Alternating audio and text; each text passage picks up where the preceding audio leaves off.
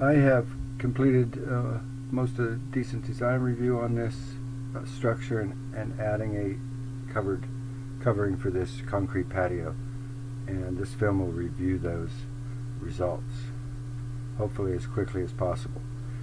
These are all my alignments out here, and everything works out. There might be a question about where that thing is there, but the important thing is doing that gave me about a 3 1/4 12 pitch. I haven't got out there with a step ladder and a level and a square yet, but that should be done before anything, but it's going to be very close to that in any event. You can see the misalignment with these here, but I don't think it affects this because this purple line, everything, all the lines you see are true. This is the plot plan, more or less, the part that's relevant with your house, and this is the neighbors. This red hatched area is the neighbors' brick building, so we are going to rely on those measurements and my alignment of this photograph over your house for this part of it. Coming in a little closer, this first line is your property line. This and this are the neighbors up here, and I'll change those colors in a minute. This red dashed line is your side yard setback. You can't add to this structure beyond that line unless you ask for special permission. I don't know that they will vary this more than 25%, which means you would only be able to gain about another 45 inches or 3'9" if they gave you that quarter, and they probably will, because as you are probably aware, this is probably not right, since this is an attached structure. For accessory structures, those that aren't attached at all, the setback line is 3 feet, so you can build up to there with an accessory structure. And so regardless of what has happened over here, our side yard setback from this orange line is 15 feet for the principal structure, which means if our structure for our roof comes out like this, we can add maybe 2.5 feet tops to that side of that before we start having to ask for permission. But for accessory structure, it's different. This is the accessory structure setback line, 3 feet, which leaves us that much. For example, if this was an accessory structure, 3 feet from the property line, and I am keeping this one 5 feet from this building, or 5 feet from whatever kind of building we have out here. That is going to be the required fire separation distance from this wall to those columns that are going to be through here. If you want to get any closer than that 5 feet, you can build at least this wall, and I'll have to check on exactly whether they mean the whole structure, but you might, if you wanted to get closer than that 5 feet, you would have to build this 1 hour fire resistant construction. And after you do that, you could pretty much bring it all the way up to the building if you wanted. So even as a detached structure, I don't know how that would play, but that's the reality, is that that's what you could do. In terms of length, it's really probably going to be limited more by your land than your rear yard setback here. So 9'2" is the width if you don't do any special construction on this, if this is just built like the rest.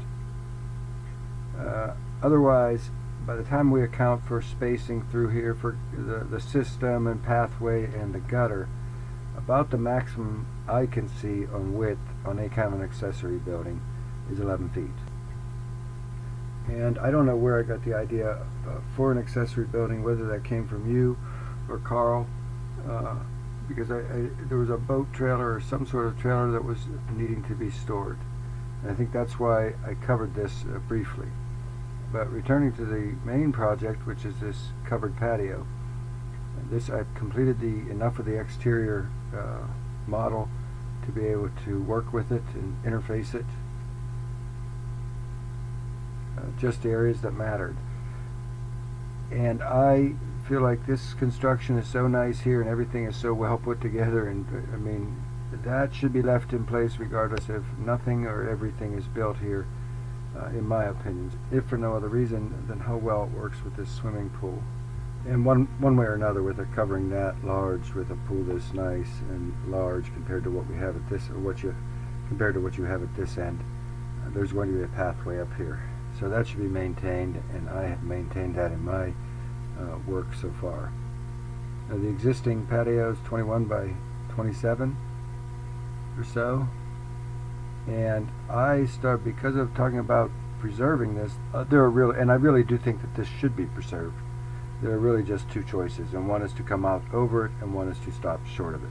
So the first one comes up over it, and at first I tried to just kind of put this post at the end of this wall to leave this open through here. We can still do that, but it requires some alteration here, and it requires these to be 11 1/4 instead of 9 1/4. And I did most of these designs are based on keeping the bottom of our new beam out here, my new beams out here, level with this one in here. I show a couple at the end with it dropped though, with our beam dropped. That one's kept the same, and I like them as well. This is trussed construction. So down the road I will split this into 3 openings instead of just the 2. But in any event, right now it's shown using trusses across here, flat ceiling trusses across here. And these are based upon me keeping the bottom of our new beam level with the bottom of that existing beam up here. That's not an absolute requirement, but that's what I have based these designs on, or some of them, as well as an alignment of the eaves, the new eaves with the existing eaves. And this is the truss construction over. We don't have to worry about a energy heel or anything like that. That should do it. And our ceiling height then from the ground, or from the patio, the new patio, is about 10 feet and 9'1" to the beam. And it just, gets bigger as you go down these 5 stairs to the pool patio. If you want to use a scissor truss, you could raise, if you keep that drip edge or that drip line the same, and raise that pitch some, and then maybe you can accomplish another couple feet down here in a pitched ceiling, and that would work even when the beam would be dropped in this arrangement. But that would be worked with either a dropped ceiling or you can see what happens, kind of. But that can work. These pitches can be played with a little bit, because you're not going to be able to see them both at once. So as I said, I split this into 3 spans so we can get down to 9 1/4 LVLs to carry that. You probably don't need something across here. If you want to just have this open to that valley, that is definitely doable with trusses. So some of these will show a beam across here, whether it's open through or closed, but there's nothing required across except as noted. This first patio that I did, I cut it out around the stairs, obviously, but at the top of the stairs I just went over and let this one go down into the landscaping here. And then the edge of the patio is aligned, it comes over to the wall, and comes over in front of this column here. This, you have 2 choices on this. When you pour this new patio, you can either pour it more or less like it is, where the top of it flushes out with the top of those existing stairs, or you could raise it up another riser height, which is about 5.5 inches. So you would come up those stairs instead of 6, you would come up those 7, and then you would just go up 2 to here instead of the 3. So those are the 2 choices there. I don't show the one with it lifted because I figured you would want the extra 5.5 inches of ceiling height in here. But it's pretty significant, reducing that from 2 to 3, or from 3 to 2. This was the interface, how I had done that. I guess I did it like this. I came all the way over to this one, but I'm cutting around those columns which are just going all the way down to their footings. The concrete people will be able to tell us whether that's doable or not. This was keeping it, as it was already big enough, I felt, so I had stopped it short right at the end of these columns. At that end, it went over and flushed up with your sidewalk that goes out to the front. Ignore that straight spout. As I went down, though, this became the thing, is to bring this one out, and I have pedestals, little 12 by 12 concrete pedestals coming up from their footings on each of those, with the concrete around it, and then the correct control joints. I'm assuming this is doable. That's another thing that the concrete people can clarify. So for the long one, this is pretty much the construction. 9 1/4 LVLs here. These ones are not really needed, but if you do want that beam coming across, you're going to need something that stays stiff enough that it doesn't sag over that 24 feet. The footings for this are going to be, these two central ones are going to be 2 by 2s square, and these ones at the edges can be 16-inch diameter footing. And so after the long one, the next choice is to come to this side of the stairs, which drops it by about a third, from 31'6" to about 21'6". I like either of them, but I like this smaller one a little better. Patio actually is about 31'3" from here to there by that 21'6". I like the larger one. This is trussed construction, and this beam doesn't need to be across here. However, if you wanted to frame this conventionally, we'll look at a few other things as we go through. If you wanted to frame this conventionally, these are the members that it would take: 14-inch LVLs at the top, and still the 9 1/4 at the margin, with 2 by 6s at 16 inches on center. That will obviously give you your highest ceiling. But if you want to go with trusses, with or without this beam across here, this will bend if it's not something pretty substantial like an LVL. However, note that in this construction you would need this column here at this end, and this footing here will be quite a bit larger than what it's shown. It'll probably be closer to 36 inches square for this end, and additionally you will have to add a couple LVLs on top of this beam here, on top of that wall. You have to figure out how we hold that end of it there. But going back to truss construction, you can take out that central column. If you can leave it in as a fake column, or you can take it out, either whatever you'd want. But this beam here has to hold up some wall out here, so I'm showing it as a couple LVLs like the rest. This next one, you might have noticed, what this next one also does is drops these roof planes. In our examples that I'll show you, it drops them 12 inches. You could probably just drop them maybe 9 or so, but it does drop the roof planes, and with them that beam. So that was another thing that happened. One of the issues with dropping them, though, with these roof planes, is the interface over here. And I mean, I think this is fine. This feels a little more intimate or cozy here, with it dropped a little bit. And this is one of the final designs here. And I had played with, well, if that door led to the garage, it might make a little more sense to stretch this over with some sort of a support as rain cover back there. As it is, this is fine. Coming back to this larger one, though, to review what we had talked about, where you wanted to maybe add some space here, tiki bar or some sort of thing happening here.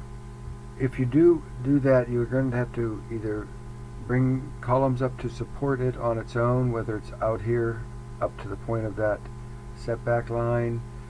You can attach to these columns, and there's probably a variety of things that can be done without adding anything else to the ground in terms of creating, I don't know if you'd want 2 of those bays as that sort of arrangement. But this is the structure, the attached piece that asks, you would be going before the board and asking, and I was just randomly calling this out, asking them for a third of that setback area, since this guy's so far up on it anyway, and maybe they would give you that much. Whether it's storage or whether it's open to this is another question. But without its permission, it looks like 1.7, maybe 2 feet, 2.5 feet tops. But that is a lot if you wanted to arrange something happening in here from this area. And I'm going to return one more time before a few other things. This is in the event that accessory building was relevant, and this is it shown in the blue hatched, a hypothetical accessory building. And if I were situating, designing it, it comes in, and we're using the short patio, then it comes to the front of this and leaves one bay open, or it comes up to your sidewalk clearance through here, 4 feet clearance through there, and situates up like that. It really doesn't block a lot of view until you get a little longer than that, and that's 22 feet, I believe, shown. But 10.4 is probably the more reasonable if you're going to have it that close to another structure, to your patio cover. You can see it here. That's the max building as I see it, maybe even a little bit more, because we got a gutter here. And personally, I'd be tempted to build it with a single slope roof so that I didn't deal with that gutter here. And ironically, you could actually have this bottom part could come forward uncovered, but I mean, you could have structure here that is freestanding. But this is kind of the minimum structure, and that's a 6 foot wide by 6 foot 8 high, like a double steel French door. If we put a regular peaked roof on it and regular height walls, these were the minimum height walls here, we're into something like this.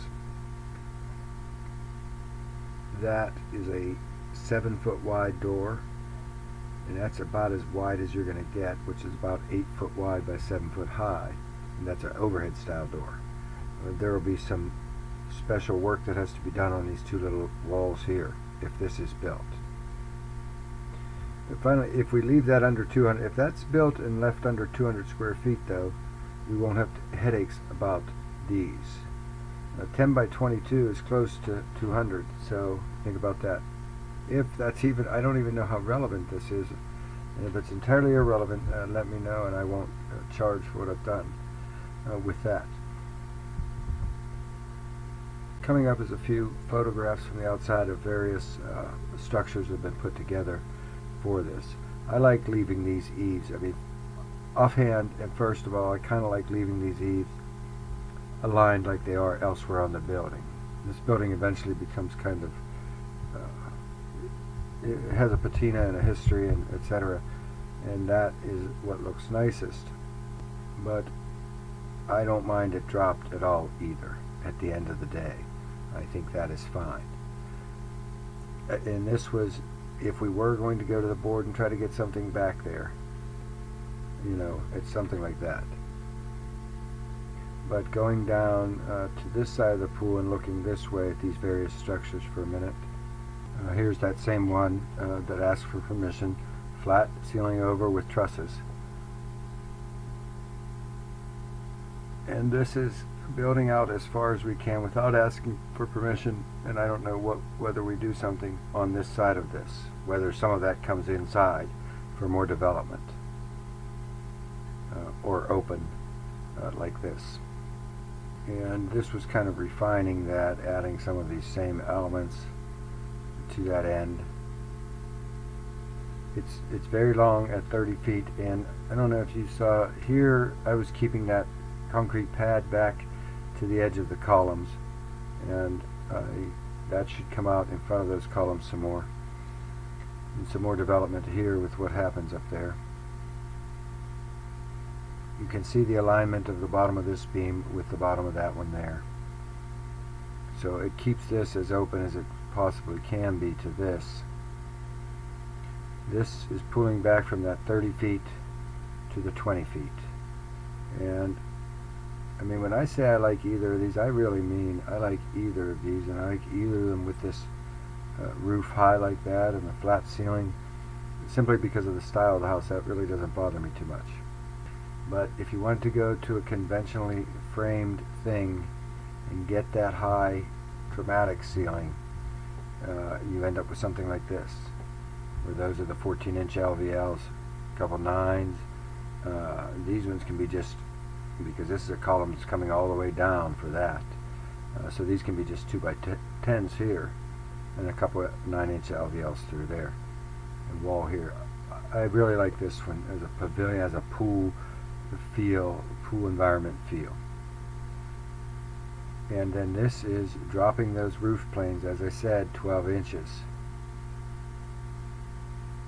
And there's a whole different mood and flavor of those two. I'm not crazy about this column in front of that wall. Technically you could have a column here and a column back here some and leave more of this part of the wall open. Maybe a column is 4 feet off of here and approximately at the end of this. But you would want a mirror. So in other words, you split that into 4 bays instead of 3. Then your beam would become smaller through here. And sorry about that door, it's kind of messing up the look. It's actually not that low. But if we get away from that conventional framing and come back, these are shown as top chord bearing trusses, where you have a portion of the ceiling that's flat. This column doesn't need to be here at all. And that is truss ceiling, and there you can see the ceiling finishes about at the top of that beam across that opening. This is that looking through it then. This could be conventionally framed as well if these are going to be put on everywhere anyway at 16 inches on center. It's a lot of sticks, but that could be conventionally framed. Now a few more looks though from the other side of the pool from over here. The long one, and with that piece, however deep it might be, at the back side, and the shorter one, truss ceiling, conventional frame ceiling, dropped, still conventionally framed, but dropped, maybe a little less than that, but dropped. And really, if you head this way, yeah, I would say drop it, but maybe not so much as that. And these are the top chord bearing trusses or conventional framing. Without this main beam, you wouldn't need that main beam because you would have those collars at every member.